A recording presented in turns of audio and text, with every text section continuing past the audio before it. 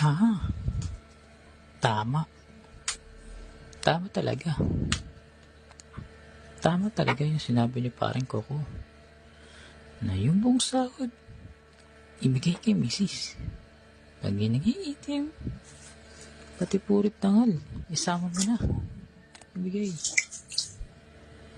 Pagtapos ng trabaho, uwi agad. Para hindi na ma-absorb yung mga makamundong masasamang elementong gawain sa paligid mo. Pag pinaghugas ka ng plato, ito, ayan. Gaya nito. Itong ginagawa ko.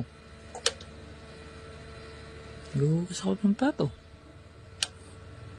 Pag inutos nyo, wala nang maraming pasegway-segway pa. Gawin agad.